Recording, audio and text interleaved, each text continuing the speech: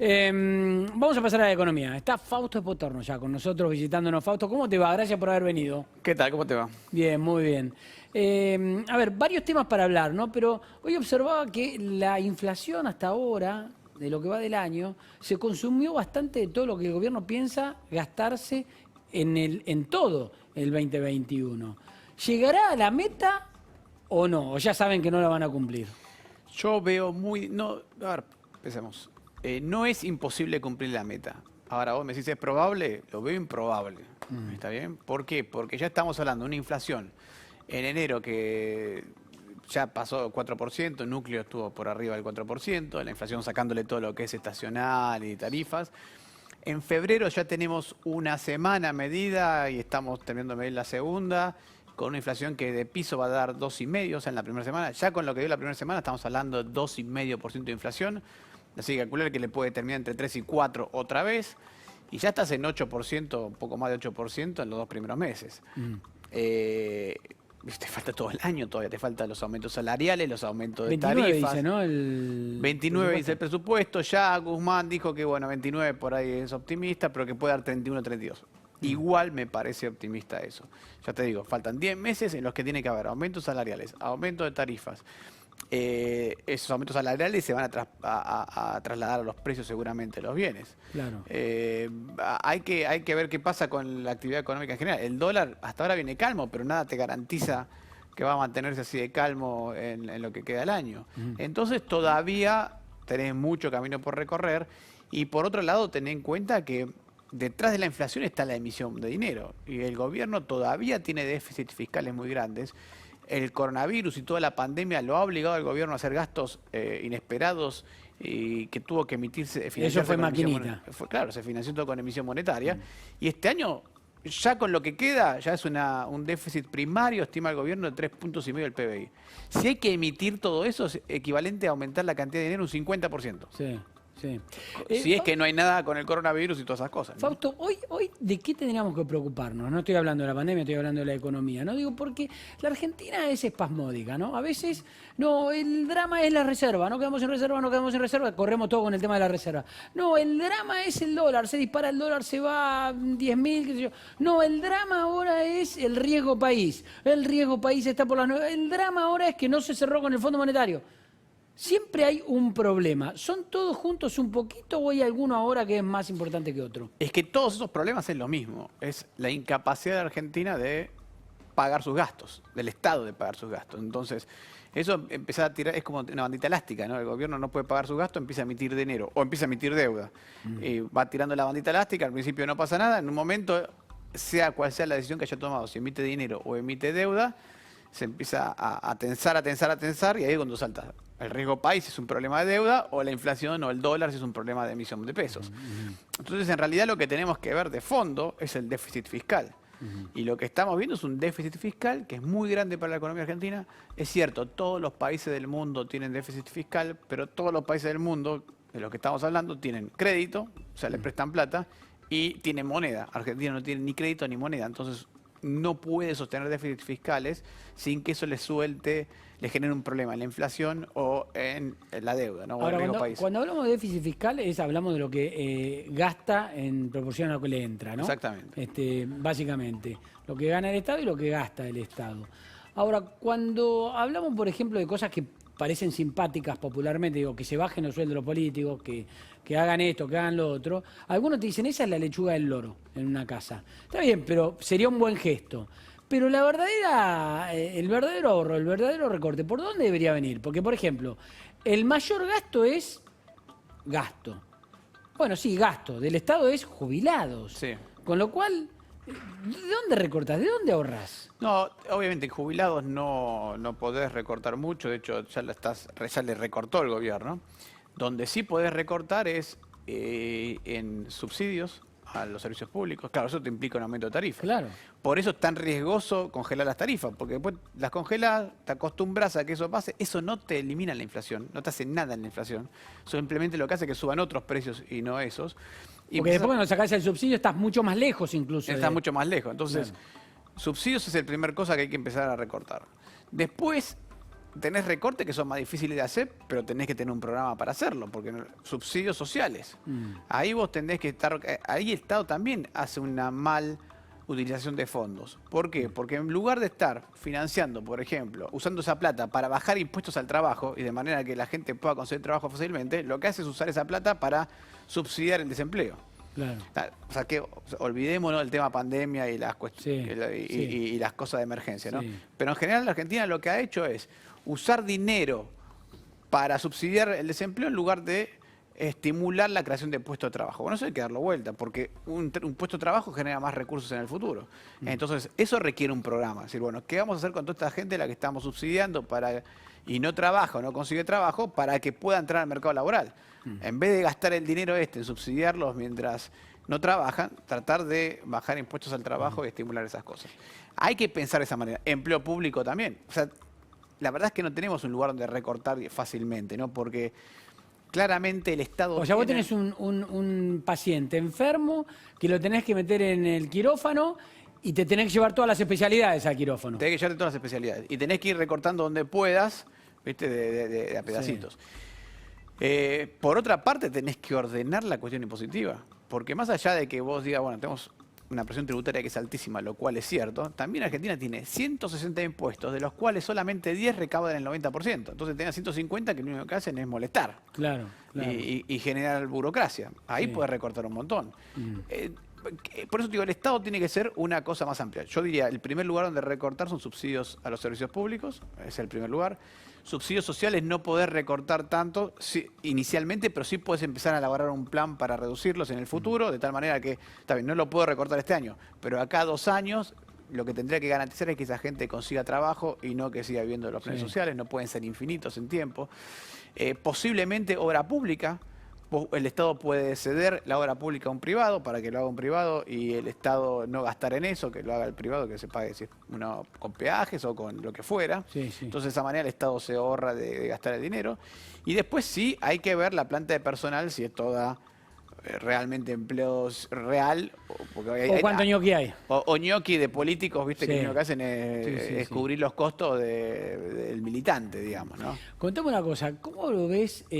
¿Vos lo conocés a Guzmán como economista o no? No, no lo conozco. No lo conocés. Y contame una cosa, ¿cómo lo ves, por lo menos después de un año de gestión? Te lo voy a preguntar así, ¿lo ves con uñas de guitarrero o no? ¿Y la cuestión ideológica influye en la búsqueda de soluciones o no también? Él, por más que tenga un librito, ¿el entorno ideológico le influye, lo condiciona? Es difícil de saber. A ver, está claro que yo no sé si Guzmán tiene uña de guitarrero o no. Me parece que eso no depende tanto del ministro de Economía. Todo depende en el fondo de una cuestión política. Cuando digo él, es él y el equipo, ¿no? Que están Sí, ahí. la cuestión es la política. ¿Le está dando el espacio suficiente como para accionar? Porque a ver, el ministro de Economía, en el fondo, cuando se sienta ahí, se vuelve más pragmático que nadie. O sea, la cuestión ideológica... Quiere que le cierren los números. Tiene que cerrarle los números, tiene que... A ver, vos sos ministro de Economía, no vas a ser ministro de Economía solamente para aparecer en la televisión, vas a ser ministro de Economía para tratar de tener alguna solución. Querés bajar la inflación, vas a querer ordenar las cuentas. Bueno, depende de cuánto espacio te dé la política para hacer eso o no. Si la prioridad es, no sé, financiar la campaña de un intendente en el conurbano y tenés que emitir dinero para eso en lugar de frenar la inflación y tener un programa antiinflacionario en serio, bueno, el espacio que tiene el ministro es muy poquito, ¿no? Un programa antiinflacionario, que es lo que necesita Argentina, es muy exigente en recursos políticos, por así decirlo. Claro. Porque cualquier programa antiinflacionario tiene que reducir el déficit fiscal drásticamente. Drásticamente. No puedes esperar 6 meses. Estas cosas de vamos a hacerlo de a poquito, Sí. no funcionó nunca. Los 2 programas antiinflacionarios más o menos exitosos, el más exitoso fue la convertibilidad y el anterior el Plan Austral. El Plan Austral duró un poco porque después no se hizo lo que se prometió, pero Sí. los 2 fueron un ataque frontal al déficit fiscal. Segundo punto, tenés que parar la emisión monetaria. Y cuando hablamos de parar la emisión monetaria, hablamos de parar la emisión monetaria total. No sirven las LELIQs, no sirve la esterilización Claro, de bonos. todo. Porque esos bonos que emite el Banco Central para sacar dinero, en el fondo es promesa que voy a emitir en el futuro. Estoy postergando el problema, estoy dando vueltas sobre el mismo asunto. Sí. Es muy sencillo. Si yo emito dinero, pero después lo saco con LEBACs, por ejemplo, LELIQs, estos instrumentos del Banco Central, lo único que estoy diciendo a la gente es, yo lo emití, pero no te lo voy a emitir ahora, te lo voy a emitir en el futuro. Y eso es como decir, bueno, no va a haber tomates hoy, va a haber tomates en el futuro, así que el tomate va a bajar de precio hoy Claro, automáticamente. claro, Todo el mundo lo anticipa, el mercado lo anticipa eso. Que es lo que pasó, por ejemplo, con Macri, cuando dijo, congeló la cantidad de dinero, pero emitía letras como loco y la inflación igual Voló. voló. ¿Por qué? Porque la demanda de pesos se cayó. ¿Y por qué se cae la demanda de pesos? Porque la demanda de pesos lo que ve es que en el futuro va a haber mucho más pesos. Está bien, pero vos lo explicás fácil, ¿no? Yo soy economista, lo explicás fácil y se entiende, porque lo explicás fácil. Ahora, lo explicás qué es lo que va a pasar si haces tal cosa. Sí. Lo que lo hacen, no saben. Lo Y que lo pasa hacen es que- igual, no lo que entiendo. pasa es, por eso te digo, si vos le decís, yo tengo que restringir el déficit fiscal rápidamente, reducir, tengo que dejar de emitir dinero rápidamente, o sea que no hay plata para nada. Sí. Bueno, políticamente tiene un respaldo muy fuerte para eso, porque eso implica a todos tus aliados políticos decirles, no hay plata, muchachos, hay que hacer esto, tenés que arreglar tarifas. Claro. Vos en un programa antiinflacionario no podés dejar precios congelados y precios distorsionados porque no te van a creer que estás haciendo un programa antiinflacionario. Claro. Si tengo precios dando vueltas. Si yo espero que las tarifas van a subir porque están atrasadas, entonces el mercado no te va a creer que vas a bajar la inflación. Y el cuarto punto es que tenés que tener credibilidad en lo que estás haciendo. Entonces, fíjate que todo eso exige un apoyo político muy grande. Frenar el déficit fiscal drásticamente, frenar la emisión monetaria, acomodar tarifas y encima ser creíble. O sea, que el presidente, porque no es solamente el ministro de Economía. No parecieran ser las condiciones que por lo menos ahora están dadas, Ah, ¿no? exactamente. El presidente tiene que demostrar que él está convencido de este camino. Claro, Porque, entonces, hoy no sé si están dadas esas cuestiones y no sé si es culpa de Guzmán. No creo que sea culpa de Guzmán. Amalia, nuestra compañera también quiere preguntar. Amalia. Gracias, Fer. Fausto, hay dos maneras, ¿no?, de bajar el déficit. Una es bueno, hay varias, vos sabrás mejor. Una es, impositivamente, tratar de recaudar más. Y la otra es el incentivo, quizás productivo. ¿Por qué no se le ha dado tanta competitividad o tanto incentivo a las pymes, ¿no?, que se suponía ya desde el 2015 iban a ser una de las salvadoras de la economía, en realidad? Porque, a ver, es cierto lo que decís vos. Lo que hay que tratar de hacer es estimular el crecimiento económico para recaudar más. El problema es que las necesidades fiscales y políticas han sido tan grandes que lo único que se ha logrado es generar impuestos, es cómo financio el próximo gasto. Y la verdad es que no estoy preocupado por tener un programa. Argentina hace muchos años que no presenta un programa económico real, pensando en todas estas cosas. Entonces, ¿qué sucede? En lugar de bajar impuestos. Voy a dar un ejemplo muy sencillo. Si yo hoy digo, miren, todos los empleados nuevos que se contraten no van a tener impuestos, ¿qué sucede? Los nuevos empleados no van a tener impuestos y ¿cuánto pierde el Estado? Cero, porque no está recaudando hoy. Sin embargo, no hay programas pensados de esa manera. Casi todos los programas fueron emergencia tras emergencia, entonces agrego un nuevo impuesto, complico las cosas y no hay un programa general como, por ejemplo, para reducir la carga tributaria sobre el sistema productivo y aumentarla sobre las personas físicas, porque una gran confusión. No hay empresas ricas y empresas pobres. Hay gente rica y gente pobre. Entonces, cuando yo cargo el sistema tributario sobre el sistema productivo, por más grande que sea la empresa, lo único que hago es reducir la posibilidad de que esa empresa crezca, ¿no? De cualquier manera, las autoridades sabían que generando o emitiendo tanto dinero o haciendo una emisión monetaria íbamos a terminar en una inflación con estos números. Incluso se esperaban hasta más altos. Sí. Sí, en realidad lo que está pasando ahora es que estamos empezando a ver la aceleración inflacionaria tras la emisión que se dio. Y las autoridades lo saben, ¿no? Algunas, y algunas, ya te digo, hay una cuestión política e ideológica que lo niega directamente, ¿no? Pero lo cierto es que el gran problema de fondo es que la prioridad sigue siendo en Argentina la cuestión política y dar una señal de que hay dinero, de que el Estado te salva, etcétera, etcétera, etcétera, y además cortoplacista, sin estar pensando en programas de largo plazo. Ya, además, te voy a decir, ya la idea de tener proyectos a largo plazo, de que duren varios gobiernos, están muertos, no hay nada de eso. Ya nos está costando tener programas de 2 o 3 años vista, de tal manera de ordenar la economía en 3 años, y nos damos cuenta de eso, ¿no? Cuando decíamos en la pandemia del año pasado, ojo, que Argentina no tiene la capacidad de hacer una cuarentena tan rígida como se estaba haciendo, porque no tiene economía para hacerlo, y te trataban por poco de asesino serial.